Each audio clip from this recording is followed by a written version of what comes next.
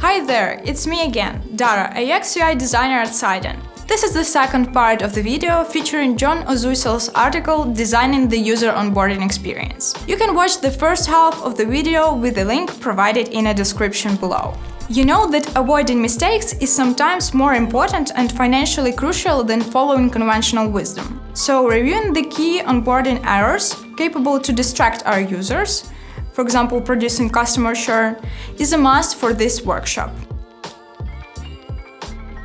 For your information, customer churn rate is the percentage of users who stop using your product over a period of time.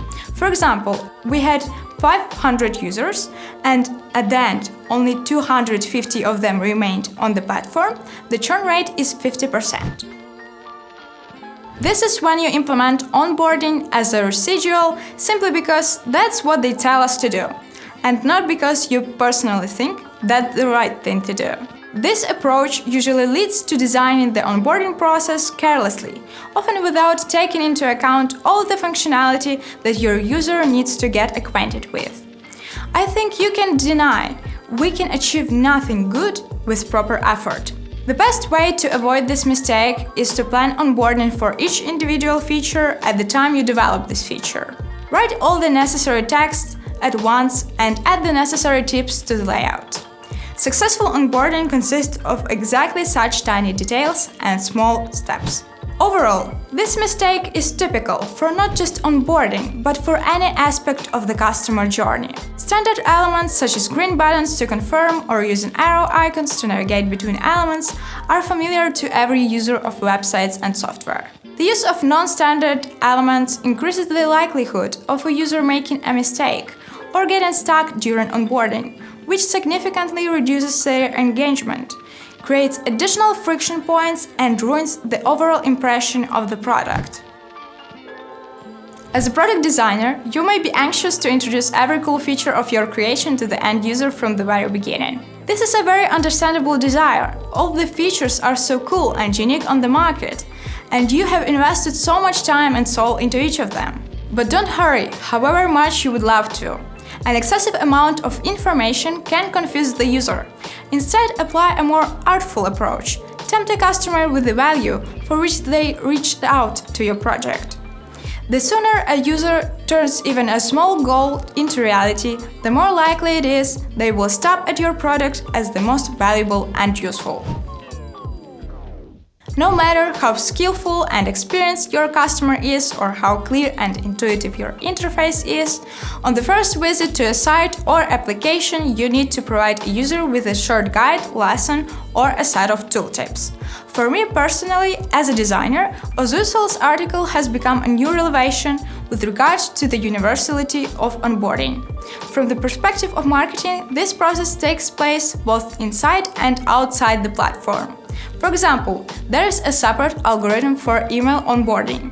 So get ready not only for the design of in-app on-site onboarding, but also for the design of email templates. And who knows what else?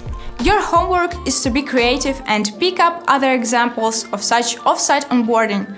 Who knows, maybe this will give you new unexpected horizons and better prospects for in-app onboarding design? Of course, ideally a message with congratulations should appear after each successful task.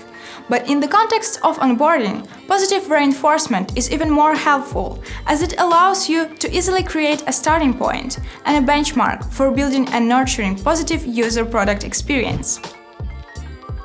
So, how to identify and eliminate problems in your onboarding? Our friend John, who is going to become famous after this workshop, recommends using so-called immersion research. It envisages taking off the role of your end user as deep as possible, instead of researching a group of real-life users.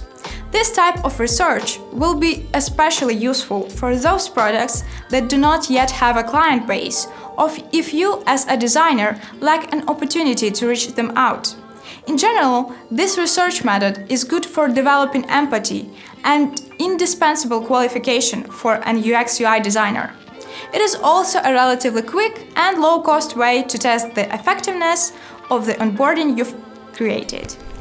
To quickly analyze the effectiveness of onboarding, ask yourself the following questions. How long does it take a user to interact with your product for the first time? What exactly takes extra time during performing a specific task during onboarding? How long does it take to complete each onboarding task? How long does it take to complete the onboarding completely and start using the product? Additional ways to enhance the efficiency of immersive research method. First, make a checklist of the objectives you would like to accomplish as a product's user on your first visit. Try to accomplish these objectives under different circumstances. Second, write down every idea that comes to your mind and every detail that relates to your onboarding experience. Do this again and again. This also includes first impressions, emotional states, thoughts that arise along the way, and the time you spent on completion of every task. Repeat this exercise in different situations. Third, try to look at the product with a fresh eye. I know it won't be easy given that you are the author of the design and it is actually your beloved child. But just try to use it in the same way as you would use work with any other product for personal purposes. Note whether the UX of onboarding clearly states the required value and functionality of the product. Let me remind you that this workshop was prepared based on Join Ozuysal article Designing Onboarding User Experience. You can find a link to the original article in the description of this video.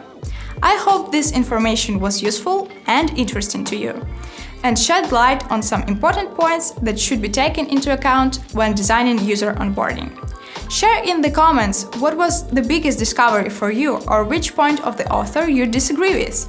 Let's start a groundbreaking debate in the comments below. You may also leave your wishes and suggestions on the topics for the next episodes of UX Upgrade, as well as feedback on the relevance of a new format that we piloted in this video. That's all for today. Don't forget to like, share, subscribe to the channel and ring the bell. A new release of UX Upgrade is on the way, so I'll see you again soon. Have a great day! Bye!